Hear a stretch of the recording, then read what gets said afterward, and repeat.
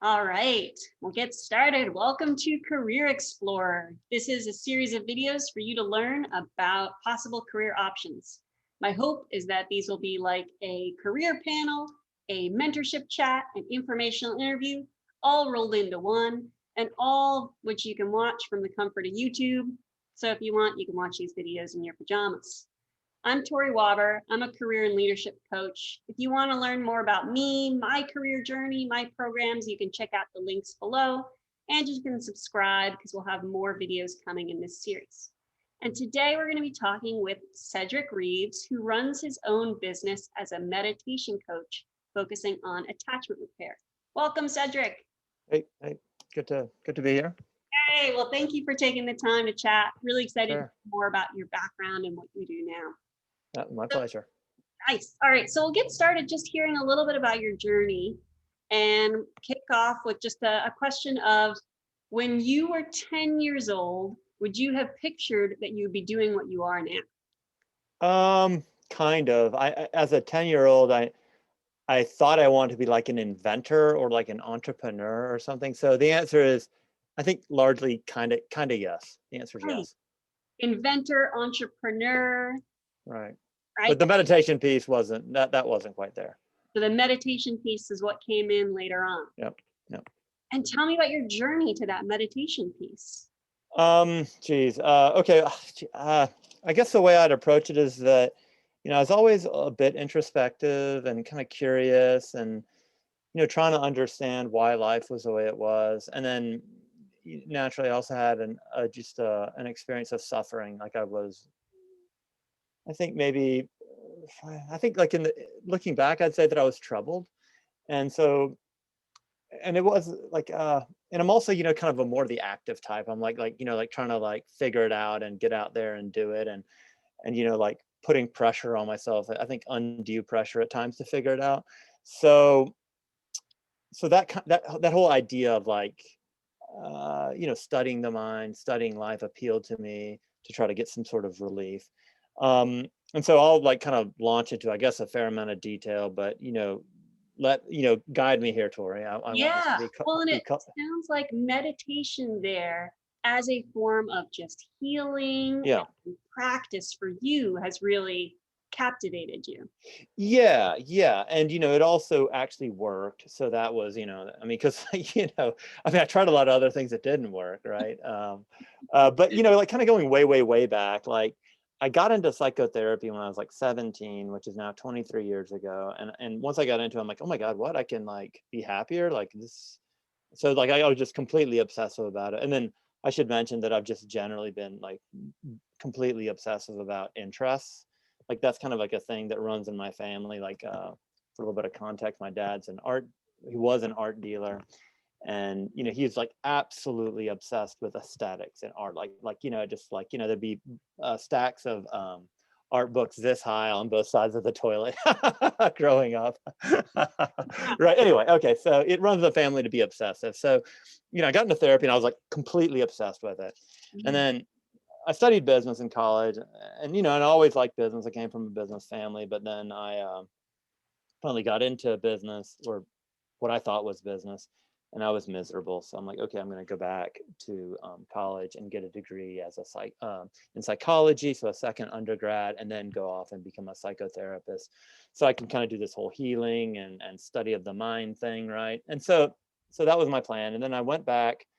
So I went back to Alabama, where I'm from, and I'm from Huntsville, Alabama, but I went to University of Alabama in Birmingham to get my undergrad in psychology.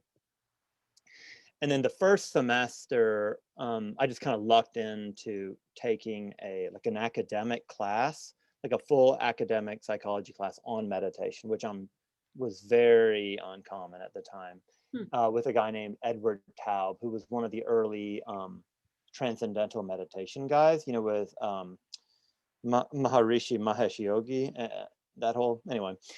So I took that class and he was talking about meditation, how to do it. He would also, and then was really unbelievable, was talking about awakening, enlightenment, and that this was possible. So I'm like, oh my God, what? And so then basically from probably a week into that class, I started meditating immediately. And so from a week into that class, like I knew that that's what I wanted to make my life about going forward. Now, my idea of that was to become a monk, but then, I was also like, you really kind of troubled and honestly not even entirely psychologically well. So whatever, I finished the undergrad. Then I was like, well, I got to pay off these student loans before I ordain in a monastery. And then so I got busy with that and got sucked into life. I didn't have a lot of direction. I didn't have a meditation teacher at the time. And so then, kind of life happened. I ended up like uh, founding two businesses, like one, like a bullion and foreign coin business that I ran by myself. And then another business. And you can also let me know about like the amount of detail, like if it's too much, too little, or this is Totally good. fine. We're good. Yeah. Great. Yeah. So then, I founded another business. Well, so I'll give this a little backstory. So I was at my first university, and there was this mutual friend of there was this friend of my best friend, and he had been he never went to college, and all he did was sell stuff on eBay. So in college, somehow or another, this one friend of mine heard about some video VHS video store going out of business. So then, and somehow or another, like he knew this other guy, and so all three of us kind of went into like business together just during like one semester in college. We like bought out like I don't know, it's like something like take your plus or minus 10,000 VHS videotapes. So then we like bought like rented a truck, picked it up, put together the money, then we like set this business up out of my house, and then anyway, so whatever. So the point is that I had already done one business with this guy. This one, his name was Seth. He and I had already done a business, and then so I'd gotten into coins and bullion, and then I like had kind of stumbled across through connections like this big coin estate, and then so I bought the coin estate, and then it was up in Alabama, but then I brought it down to Miami, and then I was like my friend Seth and I would talk about once every 6 months. So he was really intrigued with this coin business that was pending. And he's like, well, hey, I'll come help you set up like an eBay business around it, blah, blah, blah. So I'm like, okay, cool. He's like, just, like pay for like my flight, pay for an apartment out on South Beach, and then I'll just like work for free, and you and I'll mess around with this, so whatever. So we start with this like coin business. That was a plan. But then I'd also had all this, like I'd been buying all this sterling silver jewelry used because it was a cheap way to buy silver bullion, because I was interested in buying silver bullion at the time. And so then it was really weird. Like whatever, he just like found out that I had all this stuff. He's like, well, let me look at it. I'm like, okay. And so incidentally, I had this like suitcase of it in my car, my trunk. And he's like, whoa, like, dude, this stuff sells really well on eBay. Huh. Like, how much of this stuff can you, just going around like buying this, how much of this stuff do you think you can like source on a monthly basis? I'm like, oh, I'm sure I could get, this much, or maybe, a few times more. So regardless, so I'm really giving you like the full detail version here. Yeah. But like, so he and I like started this business along with another business partner that he had been running a clothing business with. So we started this business, and then it ends up like we end up ramping it up to a really big business. At the top, we had like 50 employees, and we were doing like, I don't know, 14 million a year or something in revenue. We were like the largest sellers of used sterling silver jewelry in the world at a time. Whatever. So I helped set all of it up, and I mainly set up the buying relationships. So then that was all kind of during these like middle years when I was meditating, but like not meditating in a really dedicated way. And then I was just kind of getting more and more depressed, more anxious, more burned out. And so then at some point, I kind of hit my brick wall where it's like, I like just could not go on. I was so incredibly miserable that I had to do something radical. And of course, I'd had these experiences early on with meditation.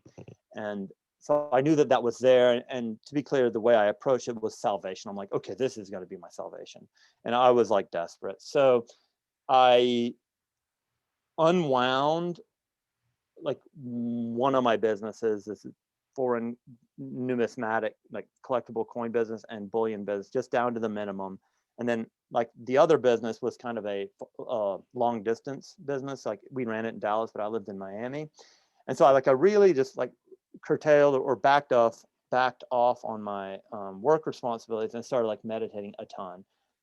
And I started doing, about an hour and a half to 2 hours of meditation a day. And then about every 2 months, I would do like a 10-day meditation retreat.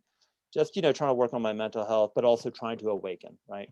Yeah. And so then that just kind of went on for like 6 or 7 years until I kind of like liquidated this business entirely.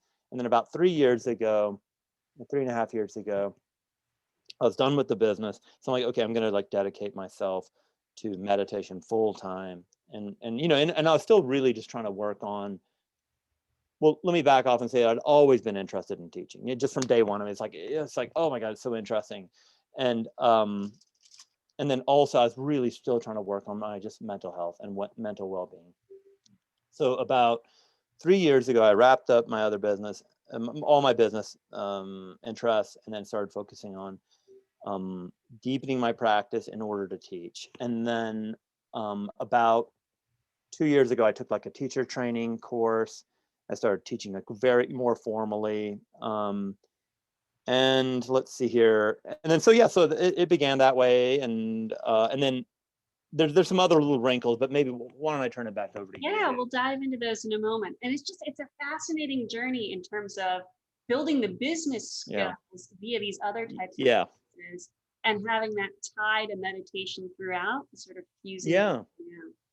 And so I actually want to hear more about the meditation work and what that looks like day to day. We'll do that in another video. Okay. And so just for folks who are watching at this point, we're going to do a series of videos in a playlist that you can autoplay or pick and choose the topics that interest you most. And so we're going to close out this video here and come back in a minute and hear a little bit more about what Cedric does day to day. Okay.